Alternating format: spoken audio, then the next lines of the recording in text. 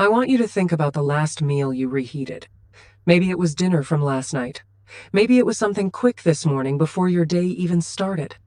You opened the fridge, placed the container into the microwave, pressed 2 minutes, and walked away without a second thought. It felt normal, safe, routine. And that's exactly why this conversation matters more than most people realize. I'm DR.Camila, and after reviewing thousands of patient histories over the years, I've noticed something deeply concerning. Some of the sickest patients I've seen weren't smokers. They weren't severely overweight. Many exercised regularly, followed the advice they were given, and genuinely believed they were making healthy choices. Yet hidden inside their daily routine was one quiet habit repeated over and over again: reheating the wrong foods. Today, I'm going to show you 5 specific foods that become chemically dangerous after reheating. Not dangerous in a vague internet health myth kind of way.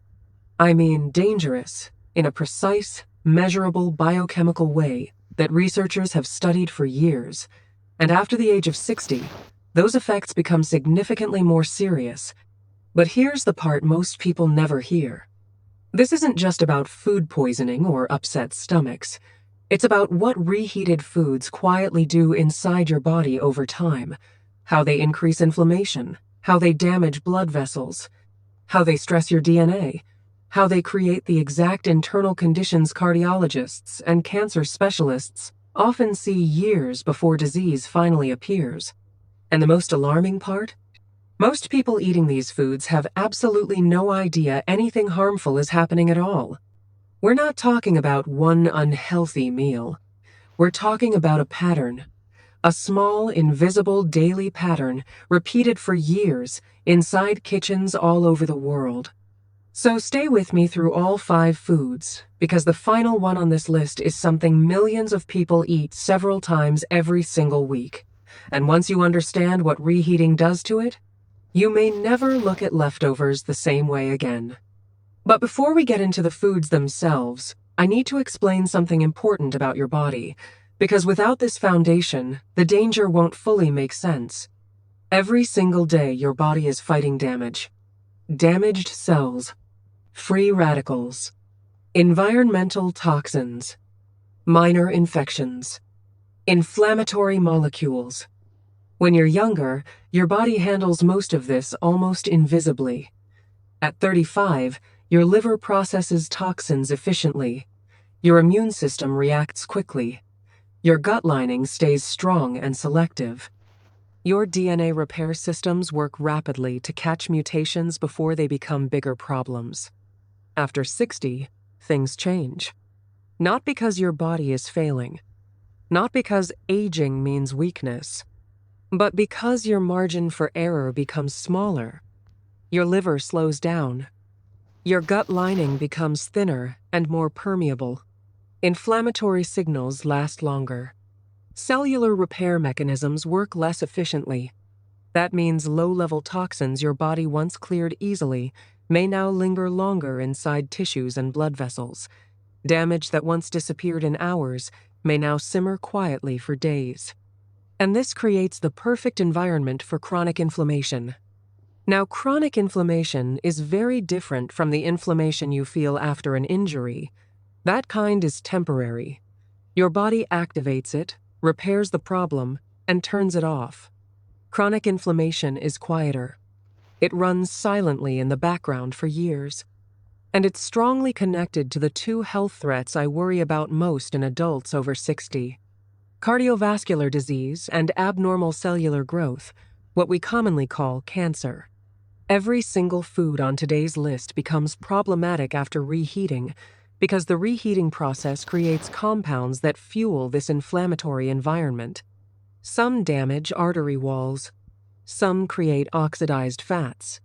Some produce compounds classified as probable carcinogens. Some disrupt gut health and immune signaling. This chemistry is real. It's documented. And most people are unknowingly consuming these compounds every single week. Before we start with food number 1, take a moment to comment below and tell me your name and where you're watching from. I always enjoy seeing who these videos are reaching around the world. Now let's begin. Food number 1, eggs. Eggs are widely considered one of the healthiest foods you can eat, especially after 60. They're high in protein, rich in nutrients, easy to prepare, and generally affordable.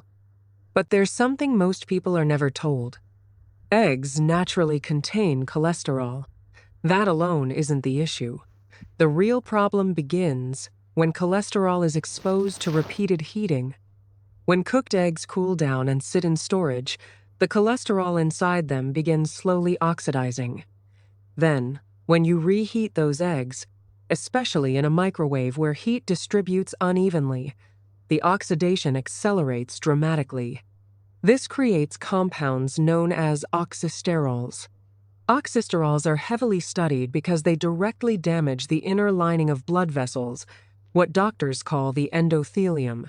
Once these compounds enter the bloodstream, they promote inflammation inside arteries and contribute to plaque formation. For adults over 60 whose arteries are already less flexible than they once were, repeated exposure to oxidized cholesterol acts almost like friction against already aging blood vessels. But that's only part of the issue. Egg proteins themselves also change during reheating. The proteins become denatured and combine with heat-generated byproducts from what scientists call the Maillard reaction. In simple terms, the proteins structurally change into compounds your digestive system handles less efficiently. That irritation may sound small, but after 60, even low-grade gut inflammation matters because inflammation originating in the gut often spreads systemically throughout the body. The safest option? Cook eggs fresh whenever possible. They only take a few minutes. If you absolutely must reheat them, use very low heat on the stovetop and avoid microwaving entirely. Food number 2, fish and seafood.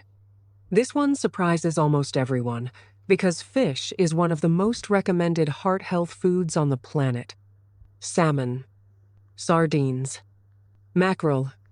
These fish are loaded with omega-3 fatty acids that genuinely help reduce inflammation. So what changes after reheating? Omega-3 fats are chemically delicate. They're polyunsaturated fats, which means they contain multiple unstable points vulnerable to oxidation when exposed to heat. The first cooking already causes some oxidation. Reheating causes significantly more. Once reheated, these fats begin breaking down into oxidized lipid compounds, including one particularly concerning substance called malondialdehyde, or MDA. MDA has been studied extensively because it damages cells, promotes inflammation, and can directly harm DNA. So ironically, reheated fish may begin doing the opposite of what fresh fish was helping prevent. And for older adults, there's another concern: bacteria. Seafood stored improperly can harbor dangerous organisms, including Listeria and Vibrio species. Older immune systems are naturally less aggressive than younger ones, meaning infections that barely affect younger adults can become severe in seniors. The better approach? Eat fish fresh the same day it's cooked. If you have leftovers, eat them cold the next day in a salad or grain bowl instead of reheating them. Cold fish preserves the beneficial omega-3s. Heat destroys them. If you're still watching with me right now, type the number 2 inches the comments so I know you're getting value from this information. Food number 3, mushrooms. Almost nobody talks about this one. Mushrooms are incredibly popular in the health world right now because they contain antioxidants, B vitamins, and immune-supporting compounds called beta-glucans. Freshly cooked mushrooms are perfectly fine. Reheated mushrooms are where problems begin. Mushrooms contain unusually complex proteins. Once cooked and stored overnight, bacterial activity begins breaking down those proteins into compounds called biogenic amines. Two important ones are histamine and putrescine. Histamine is especially important because dietary histamine can trigger inflammatory reactions inside the body, particularly in older adults whose ability to process histamine declines with age. When you reheat mushrooms, you don't destroy these compounds. You simply warm them up and consume them. For someone over 60 with increased gut permeability, these inflammatory compounds may contribute to low-grade systemic immune activation that quietly persists in the background. There's also concern around purines, compounds linked to elevated uric acid levels and gout risk, which becomes more common as people age. The safest strategy? Eat mushrooms the same day they're cooked. If you have leftovers, refrigerate them immediately and eat them cold within 24 hours rather than reheating them. Now I want you to pause for a moment and notice the pattern developing here. Eggs, fish, mushrooms, all healthy foods originally. The danger isn't the food itself. It's the transformation caused by reheating. When you apply heat to already cooked food, you're not starting from the same chemical state anymore. Proteins have already changed. Fats have already partially oxidized. Bacteria have already started interacting with the food during storage. And most importantly, these effects are cumulative. You won't feel them after one reheated meal. That's what makes them deceptive. But repeated low-grade inflammation over years slowly builds the exact environment where chronic illness thrives. Now let's move to the final two foods, and these are probably sitting in your kitchen right now. Food number 4, processed meats. Ham, bacon, deli turkey, hot dogs, sausages. These foods are convenient and widely consumed, especially among older adults. But processed meats already carry risks before reheating because they contain preservatives called nitrites. Nitrites help preserve color and prevent bacterial growth. The danger appears when heat is repeatedly applied. When processed meats are reheated, nitrites react with proteins and amino acids to form compounds called nitrosamines. Nitrosamines are extremely concerning because they're strongly associated with increased cancer risk. In fact, the World Health Organization classifies processed meat as a Group 1 carcinogen largely because of nitrosamine formation. And reheating dramatically increases the production of these compounds. Nitrosamines particularly affect tissues in the stomach, colon, and esophagus, which is why processed meat consumption is consistently linked to colorectal cancers in research studies. But the damage doesn't stop there. These compounds also promote inflammation within blood vessels and contribute to arterial plaque development. And after 60, stomach acid naturally weakens, making it harder for the body to neutralize some of these compounds before absorption. The better choice? Reduce processed meats overall whenever possible. And if you do eat them cold rather than reheated. Cold deli turkey is far less problematic than microwaved deli turkey. Heat accelerates nitrosamine production. Cold storage does not. If this video has helped you think differently so far, consider sharing it with someone you care about, because many people genuinely have no idea these chemical changes occur. Now for food number 5. And honestly, this one shocks almost everyone. Roasted starchy vegetables cooked in oil. Sweet potatoes, carrots, parsnips, zucchini, beets. These foods sound incredibly healthy, and the first time they're cooked, they absolutely are. But reheating changes things significantly. When oils are exposed to high cooking temperatures, partial oxidation occurs. Even healthy oils like olive oil lose protective compounds and begin forming reactive aldehydes. Then the vegetables sit overnight coated in already oxidized oil. The next day they get reheated again. Now you're applying heat to chemically unstable fats a second time. Those aldehydes created during reheating are strongly associated with vascular inflammation and oxidative stress. But there's another hidden problem specific to starchy vegetables. When starchy foods cool down after cooking, some of the starch converts into resistant starch, which behaves more like fiber. Resistant starch feeds healthy gut bacteria and slows blood sugar spikes. That's actually beneficial. But reheating reverses much of that process. The resistant starch converts back into rapidly digestible starch, causing sharper glucose spikes and larger insulin responses. For adults over 60, especially those with insulin resistance or prediabetes, repeated blood sugar spikes place enormous stress on blood vessels over time. So reheated oil-coated vegetables deliver a double hit: oxidized fats and stronger glucose surges. The healthier alternative? Cook smaller portions when possible, or roast vegetables without oil and add fresh olive oil afterward. If you have leftovers, eat them cold or room temperature in salads or grain bowls instead of reheating them. Now let's quickly summarize all 5 safer swaps. Eggs. Cook fresh whenever possible. Avoid microwaving reheated eggs. Fish. Eat fresh or cold the next day. Never repeatedly reheat seafood. Mushrooms. Eat the same day they're cooked. Leftovers should stay cold. Processed meats. Reduce overall consumption and avoid reheating. Roasted vegetables.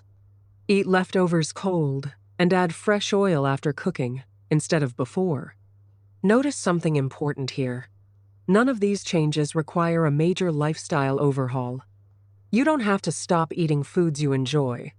You simply need to think differently about heat, timing, and leftovers. And those small changes matter more than most people realize, because chronic disease is rarely caused by one dramatic event. It's usually built quietly through repeated daily habits over years. After decades in preventive medicine, I can confidently tell you this: many of the most important health decisions never happen inside a doctor's office. They happen in ordinary moments inside the kitchen. At 7 p.m., deciding whether to cook fresh food. At 8 a.m., reheating leftovers before work. At lunchtime, standing in front of the microwave. Those tiny moments compound over time.